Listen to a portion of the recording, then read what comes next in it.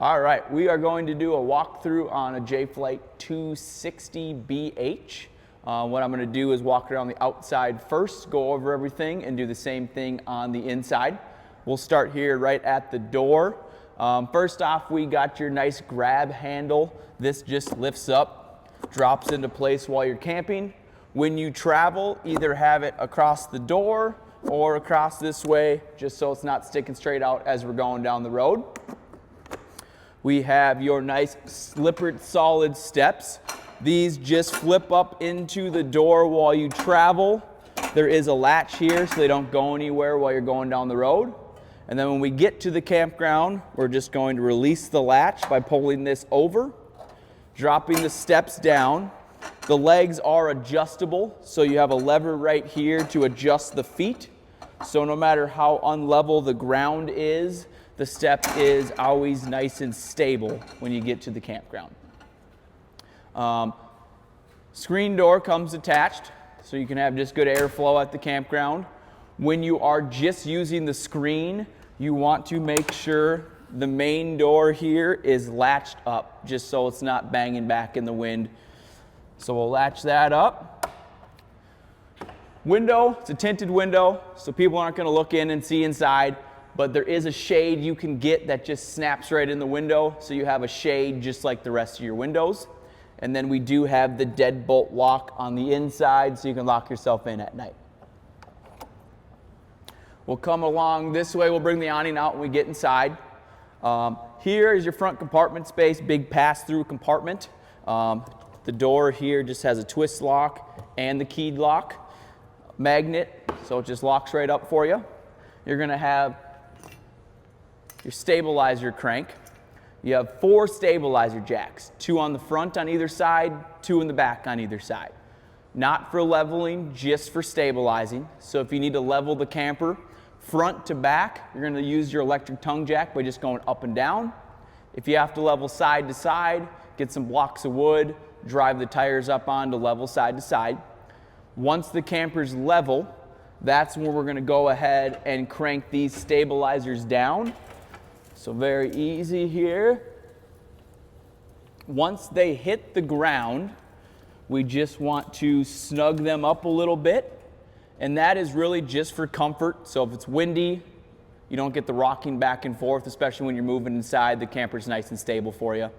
And then they just crank right back up when we go to pack up the camper. It is also a 3/4 drill bit. So if you have a cordless drill, you can zip them up and down with the drill there. Comes right out. We have this crank here. This is for your electric tongue jack. Just in case this stops working, you can pop this cap off right on top and crank the jack up and down by hand so you can hook up to the truck or disconnect whatever you have to do there. So hopefully you don't have to use this, but you have it just in case. Now coming to the front of the camper, again with the electric tongue jack, it's very easy. We're just going up and down. There's the cap there to pop off if you have to crank it up and down by hand. And then we have the light switch here. If you're ever hooking up at night, you have a nice light out here. We have your 7-way power cord. This is what you plug into your vehicle to get your lights and brakes and everything you need as you're going down the road. We have your 2 chains here that you're going to cross and hook to the vehicle while you're traveling. And then also your breakaway cable. This you want to hook to the same spot you hook your chains to on the vehicle. This is for whatever reason the trailer comes disconnected while you're traveling. This cord yanks out of the box down here and locks the brakes up on the trailer so it's not just flying down the road. So make sure this is always hooked up while you're traveling. And we have this nice case to protect your propane tanks. We have 2 20-pound propane tanks. These are filled and ready to go for you. All you have to do is turn the knob to turn these on. We have the regulator here. This green arrow is pointing at this tank first. So it's going to draw propane from this tank first. As soon as this tank runs out, if your second tank is open, it will automatically switch and start drawing propane off the second tank. Me personally, I like to open one at a time, so I know when one's empty, then I come open my second one and I get my first one filled up. But again, this is just a selector. You can pick whatever your tank you want to run to first. We will go around to the off-door side here. You're just going to notice your other compartment door for the pass-through storage. Same key, same twist lock on there. We're going to come to your tags on the side. So the first one here is just going to show your tire size and recommended tire pressure. This one's just going to show VIN number. The yellow one, which is also on your main door on the inside, will show VIN number. It will say your cargo weight should never exceed 1,382 pounds. It's a lot of cargo weight, so nothing you really have to worry about. The one below says your onboard fresh tank, so the tank that holds water for you. If you fill it all the way up, it reads 433 pounds. So just keep that in mind because that does subtract from your cargo weight. We'll come down here. This right here is just your exhaust for your furnace. Nothing you have to do out here. This does get hot when you run the furnace, so be careful if you're on this side of the camper. There is bug screens you can get for these. They do get clogged up with bugs over time, so it's nice to have the screen so when you turn the furnace on, you don't get that weird smell, or it could affect the lighting of the furnace. So that bug screen is nice to have. Next door, this is your potable water. So just like that tag says, when this is filled up, it weighs 433 pounds full. What this is for is if you go to a campground, a lot of times state parks that don't have water, you can bring water with you. You could just dump a bottle of water in this hole to fill it up that way, if that's all you have. Or you can fill it up with a hose at a fill-up station. Put the hose in here. Once this tank is filled up, there's an overflow tube underneath the camper. Just starts pouring out onto the ground so you know that it's full. Or if you don't want it filled up all the way, there's a monitor inside that I'm going to show you that reads empty, 1/3, 2/3, and full, so you can stop it at a certain level. There is a drain for this tank. So once you're done using the water from this tank, we do have the drain right here. So it's very simple. That's closed right here. If you want to drain the water out of the tank, we just pull this lever and it's going to drain any water that is left in the tank out. I would always drain it when I'm done using it. If you let water sit in that tank, it just gets kind of stagnant and smelly over time. So just always drain it out when you're done using it. We will come down here. So we talked about the potable water if we go somewhere without water hookups. Now here is your city water connection. So this is if you go to a campground with full water hookups. We can screw your water hose into here, into the fixture at the campground, turn it all the way on, and we're going to have constant water to the camper. One thing we do suggest you use is a water pressure regulator. The camper can only take 50 psi max of water pressure. This little brass piece makes sure nothing gets above what this camper can handle. So I would screw this into the camper, run my hose off here, and now when I turn the water on, we never have to worry about water lines bursting inside because we have the pressure regulator. So I'd really recommend to have one of these. Close that back up. Next off, we have your 30 amp power cord. This comes with the camper. It is 30 feet long, so you should be good at most campgrounds you go to.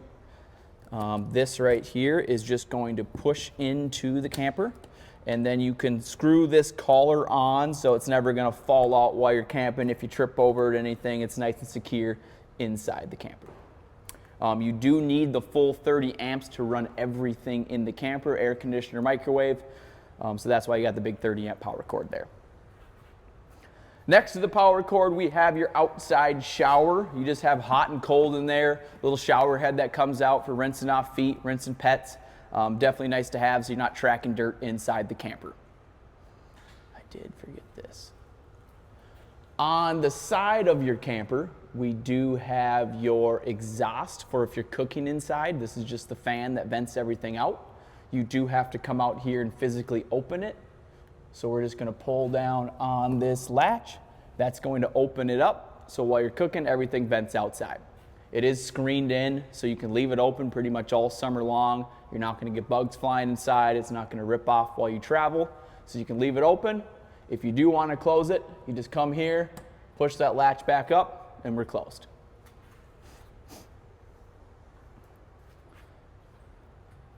The next is your dump station. So we have a gray tank with the gray handle. That is just soapy, dirty water from your sinks in your shower. And then we got the black tank with the black handle, and that is your toilet tank. They are labeled above. I always dump my black tank first. So you're gonna have a sewer hose. Your sewer hose is going to connect just like this cap does. So we're gonna push it on, turn and twist so it locks on these notches. We're gonna drop the sewer hose into the dump station. And then I always again dump my black first. So I'm going to pull the black handle. That is going to dump my black tank. Once you dump the black tank, right above here is your black tank flush. I would suggest to get a separate water hose from your city water hose because this is for your black tank. So get a secondary hose for this. So pull and dump the black tank, keep the valve open. We can hook a water hose to here. I would use that water pressure regulator also. From the pressure of the water hose, there's a nozzle inside the black tank that spins around and rinses and cleans it out for you. So anytime you have water hookups, I would definitely do this black tank flush. Once I'm done with my black tank flush, I can turn the water off, close my black tank, and then I'm gonna pull and dump my gray tank second. The reason I do it second is just because it's water, so that's going to rinse out your sewer hose for you to get ready to put away. Done with that, we're gonna push and close that back up, and we're ready for the next camping trip. You will notice a low point drain sticker. We got a red water line, that's for your hot water, a blue for your cold water. The main use of dumping these is before the winterizing process, just to get all the water out of the water lines. And you're just gonna open these valves and the water's gonna drain right out of there. Close them up when you're done, just so you're ready for the next camping trip. I do suggest, if you're not gonna camp for a while, to come out here and drain these. Again, just like the potable water, if you let water sit in these lines over time without being used, it just gets kind of stagnant and smelly. So draining these, just get in the habit of that, will keep your water lines nice and clean.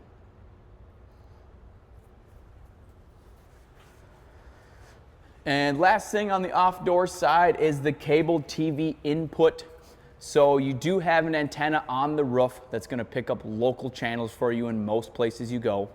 This is if the campground offers cable, or if you get a portable satellite, you can then hook into here and get more channels off that.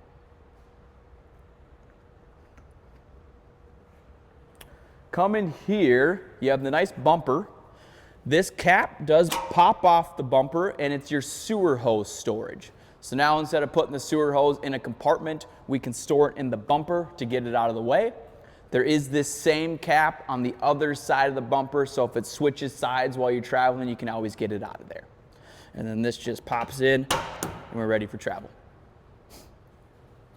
Coming to the back here, we're going to have the license plate bracket there for your license plate when you get that.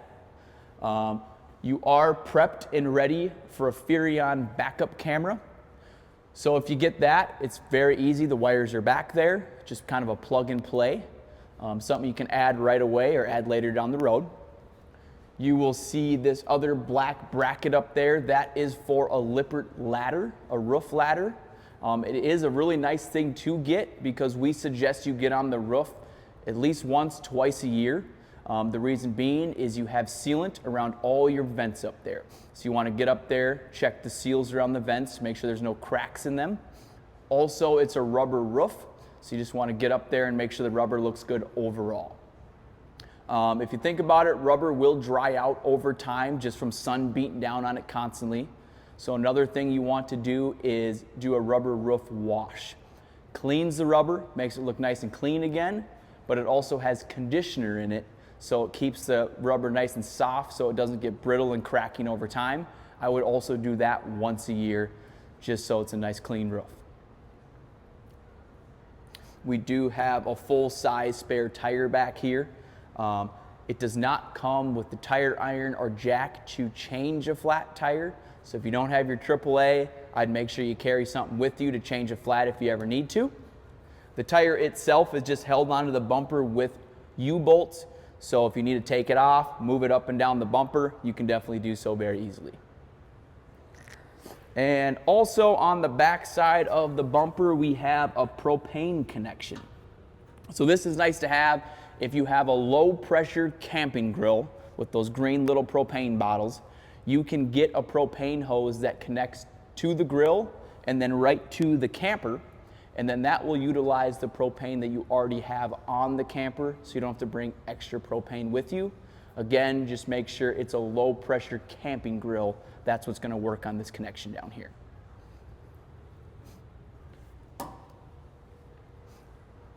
We'll come back to the door side here. In the corner, we have your water heater. It's a tankless water heater, so you're going to get more constant hot water just like you'd have at your house. Not a whole lot you have to do out here. You do have an on-off switch. This switch right here pretty much just activates the panel inside where you're actually going to turn the water up and down. So all you have to do is make sure this is on. It is something you can leave on all camping season if you want to. Otherwise, you just turn it right off just like that. There is a little 2 amp glass fuse in here. So I rarely see something happen here, but I would keep a glass fuse on hand just in case the water heater's not turning on for you. The first thing I'd check is this little 2 amp glass fuse. This also does get hot.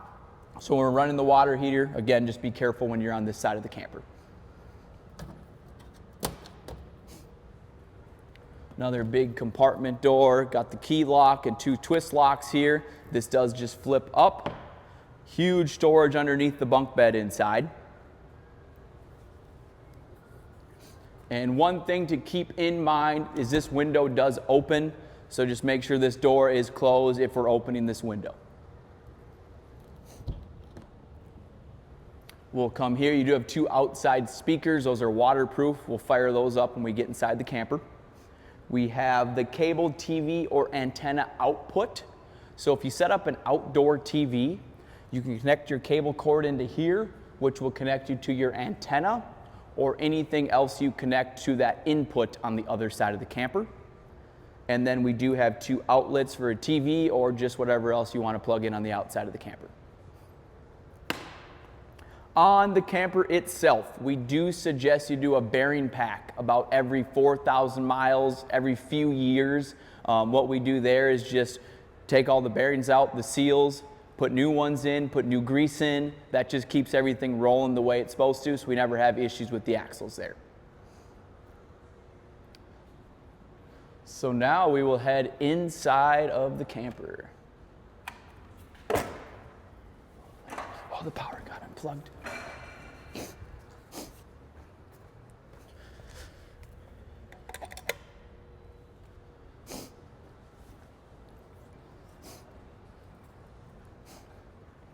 So right when you walk in the camper, on this cabinet door, this is going to be kind of your main controls.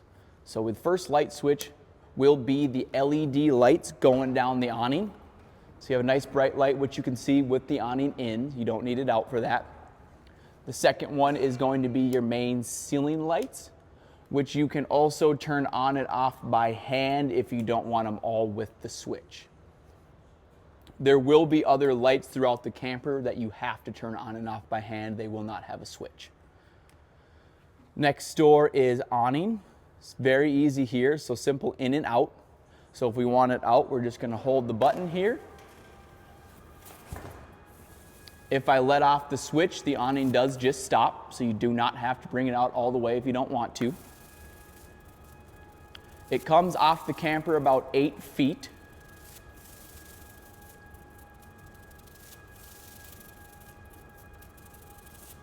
So pretty quick here.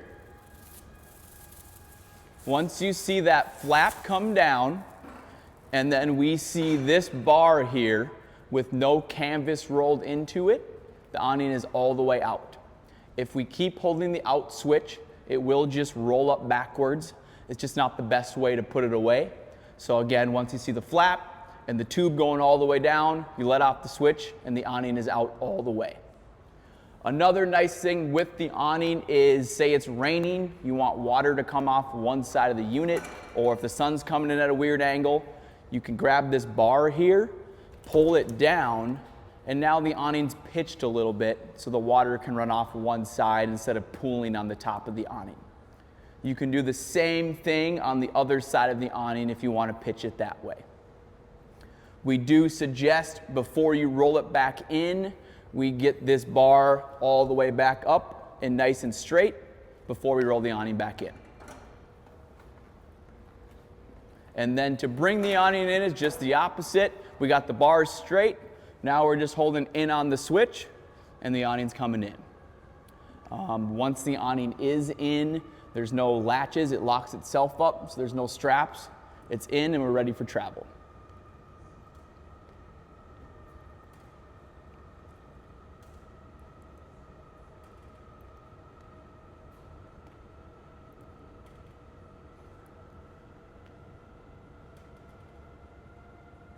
So it's going to hit the side here, and we're good to go. And last thing up here is the panel that's going to tell you how filled your tanks are or how charged your battery is. So again, it reads empty, 1/3, 2/3, and full. If I click battery here, my battery is fully charged. My fresh tank is empty, black tank is empty, and my gray tank is empty. So I know when to dump my tanks or know when I need more water in my fresh tank. Also, you will see a water pump switch. The main use of this is for your portable water. So there's just a tank underneath filled with water. So to actually get it pumped out of the tank and pressurize the system, we need to turn this switch on. That's going to suck the water from the tank and disperse it through the water lines so we have water when we're flushing the toilet, turning on a sink. Again, you only need this when you're using your portable water tank underneath the camper. If we're hooked with a hose to the city water connection that is already pressurized, you do not need the water pump. As you'll see right inside the door is fire extinguisher. It's going to come in every camper just in case. We have your propane CO2 detector in case there's ever any leaks. That's going to go off and let you know. And then right up here on the ceiling is just a battery-powered smoke alarm, all here for safety. We'll quick jump into the bedroom here. Windows on both sides. All your shades are the nice pull down, push up, nice and easy there. You do have plug-ins on both sides of the bed. This cabinet here will have shelving. The cabinet on the other side will have a hanging rack for hanging clothes. You can lift up the bed here, and we have shocks and a bunch more storage in here, so that's really nice to have. And then it just pushes down when you're done using it. Click-on lights here for more lighting. Those are only just with the click-on, so no switch for that one. And then we come over to this window. It doubles as an emergency exit, so if you had to jump out, the screen just pops right out of here. You lift the handle and push out, and the window does flip up so you can jump out if need to, or it does just latch right here and you can use it as a normal window. You will notice you have a TV bracket location. There is a big 12 by 12 backer in this wall, so you can get really any TV mount, screw it to the wall here to have a bedroom TV. If you do get a swivel mount, just make sure it locks into place so it's not moving, banging down when you're going down the road. And then above, you will have your cable connection to connect to your antenna, and then plugins up here. Yes. So you'll notice a sticker here on the wall. This and every other camper nowadays is prepped for solar panels. So you will have the port on the roof to get roof-mounted solar panels, and there would be a solar controller installed right here. Coming to the main living space, we have a jackknife sofa. So this does go down into another bed. You're just gonna lift up on the front here and it just drops right down so you have another sleeping space. And then when we go to put it back up, we're gonna lift up on the front, grab the back, and it's just gonna drop right back down into place. You can travel with it either way. Coming here, just a normal outlet, but it is also your one GFCI reset for the whole camper. So if any of your outlets aren't working inside or outside, this is the one reset for them, just probably like you have at home. And then we have a couple USBs down below. You will notice this blind looks a little different. It is an aluminum blind. The reason they do that is because it's by the sink or the stove. It's easier to clean. It's not the cloth blinds like the rest of them. I would personally have this one up during travel so it's not banging back and forth when we're going down the road. Sink here, just your normal sink, on and off, so very easy for you. The microwave is also just your standard microwave, so got the dials, time cook, all the simple stuff there. Push this to open it up. We have a nice LED light for when we're cooking in here, and then the fan switch, which again you have to open that vent outside to vent everything out, but then we have the nice fan here. On the cooktop here, you have a nice glass cover. This is just a cover to kind of extend your counter space. So when you're cooking, definitely make sure this is flipped up. Also kind of acts as a grease shield so you're not getting nothing on the wall. And then before I put this back down, just make sure these burners are off and make sure they cool down a little bit before I put the glass top back down. On the burners, they are all self-ignition. So make sure the propane's on. The burners are labeled, so we have back left, middle, back right. All we're gonna do is push in, turn this, and we're gonna get a click here. It's gonna self-ignite with the propane.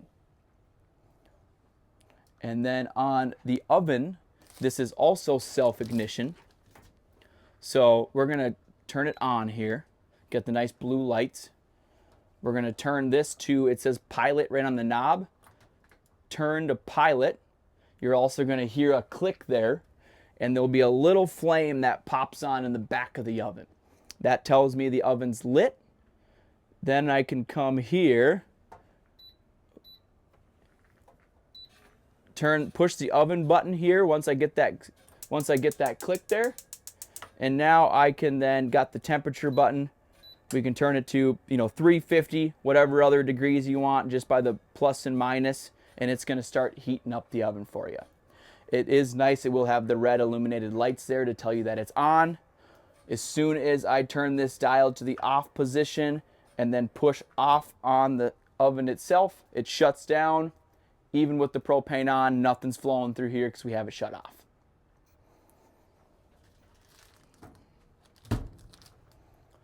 Coming next door, we have your 12-volt refrigerator. This does run solely off the battery. You don't really have to worry about it. When your camper's plugged in, your battery is being fully charged, so this will run. When you're plugged into the vehicle, the battery's being charged, so this will run. And even if I don't have electricity, this refrigerator will last a good 3 to 4 days off my battery, so you can load this up and use it at all times.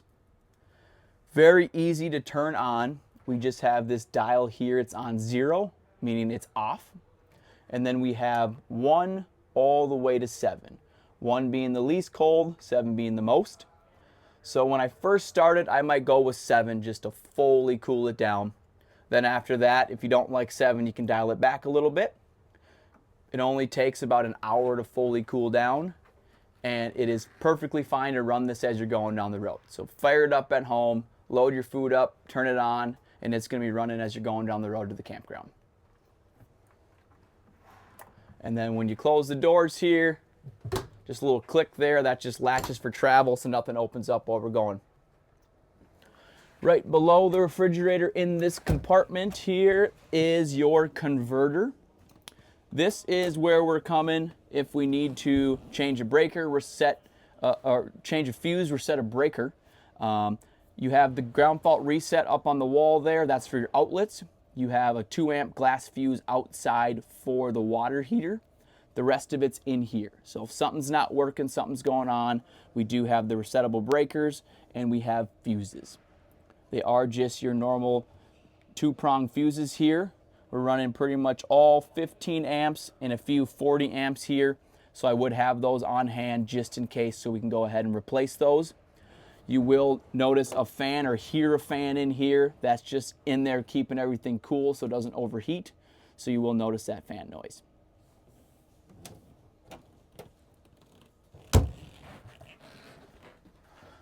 Coming to the sink area in the bathroom. So it's outside in the hallway here. Very easy. Again, just simple hot and cold on and off there. Click on light up top here. More outlets, good storage underneath. And then through the door here, we have your toilet and your shower. This one will have a light switch on the wall for the main ceiling light. Looking up top here, we have your roof vent that you can open up. So we're just going to pull down on the lever, open that up all the way. That's just to vent things out while you're in the bathroom. Make sure you close that while you're traveling or if it's raining. There is covers you can get for the top of these vents where you can leave the vent open while you're traveling or when it's raining because it vents from the side. So that's a nice option if you ever wanted to do so. Also on the wall here is your hot water heater controller. So again, outside, all you have to make sure is that white switch inside the water heater's on. Once that's on, you'll get the light in here. All you have to do is push power to turn this on. Once we turn this on, you can change it from Celsius, Fahrenheit, and then you got the up arrow to change the temperature up, the down arrow to change it down. Goes up to 122 degrees, and it goes down by 2s. So I'm clicking here. I like 116. I can let off the switch, and my water is going to heat up to 116. The nice thing about this is as soon as I turn this off and I get back from my nice camping trip, I turn it on, it's going to hold your favorite temperature so you don't always have to adjust it. The toilet here is a foot pedal flush. So halfway down on the pedal fills the bowl with water. All the way down on the pedal opens the hole into the black tank, and then water continuously comes out to flush everything down. We do suggest you use RV specific toilet paper and then toilet chemical. What the toilet chemical does is just break things down in the tank, keeps it clean, and helps everything in the dumping process. So every time you start with a fresh black tank, before you start using it, you always want to start by dumping toilet chemical down the toilet into the tank. And then the shower here, nice and easy, hot and cold, little shower head here, just like you're going to see everywhere else. Coming out here, we have 2 full-size bunk beds, 600-pound capacity here, so adults can sleep up here just fine. We have a click-on light on the ceiling for the top bunk, and then we have a click-on light for the bottom bunk along the wall there. We can also get to that outside storage underneath this bottom bunk. So instead of going outside to grab something, you can jump right in here. And then we have that same emergency exit I showed you in the bedroom we have on the bottom bunk. Again, just in case you need to get out, or you can open that up and use it as a normal window. Here you're going to see another TV bracket location. Same thing as the bedroom. You have the big backer in the wall. You can mount a TV bracket into here. You have your cable connection. We also have a 12-volt outlet. So if you find yourself camping without electricity a lot, you can get a 12-volt TV, and this will just be powered off your battery. You'll notice you have an HDMI cord hanging off the wall here. That's connected to the radio. So if you connect this to any TV you install, you then can connect something to the radio here and it will feed right into the TV. On the radio, we have the power button, so we're going to turn that on. Change your channels, AM, FM, volume button here. We do have Bluetooth, so you can connect your phone, play your own music. We have zone 1 and zone 2. So I turn zone 2 off, that's red, that means it's off. Zone 1's on, we got the inside speakers going. Turn zone 2 on, and now we have the outside speakers going. You can also turn them both on at the same time and have the music inside and outside. So you can pick and choose. The screen will also tell you that 1 and 2's on, or whatever one you choose. And if you click this once, it just mutes it, or if we hold it, then it will fully shut off and we're good to go. Right here on the wall is your thermostat for your air conditioner and your furnace. So it's just pretty much touchscreen. So we have the mode button here. So it's off right now. If I click mode, we're gonna go to fan auto. That's nice to keep it on auto because that's gonna hold your temperature for you. If I hit mode again, it's gonna go to air conditioner. So say 55 is your favorite temperature, it's going to hold that temperature for you and then shut off when it gets to 55. If I want it up, I'm just gonna hit the arrow to change the temperature, or down to do the opposite. When I have the air conditioner going, if I look up here on the ceiling, this is the main AC unit. If I open this flap, the AC pours out right to the floor. If I close it, then it feeds through the ducts on the ceiling so we can get air conditioning through the whole camper. You will have a filter up here. You will notice it getting kind of dusty and dirty. This cap just pops down. You can clean the filter and put it right back up. And if I come back to my thermostat here, if I click mode, the next mode is furnace. Same thing there. You can adjust the temperature up and down. It's going to hold your favorite temperature. And instead of furnace coming out of the ceiling like the air conditioner does, furnace comes down towards the floor. You have these black ducts here. The furnace is actually located back there, but you'll have a few other ducts, one in the bedroom and one in the bathroom, to get the heat throughout the whole camper. The heat does run only on propane, so just make sure you have full propane tanks for running the furnace. And then I don't want to have anything on. I come back to the thermostat, click mode, go to off, give it 30 seconds of show and everything will shut down and we're good to go. All right, on the table here does also go down into a bed. So before I do that, I like to flip up these cushions a little bit just to get them out of the way to make it a little bit easier. We're just going to grab the table here, wiggle it a little bit. Sometimes we get the bars stuck in the table, sometimes we get them in the floor. Bars just remove, they're the same on both sides, so it doesn't matter which part goes into the table, which part goes into the floor. So we're just going to remove the bars here.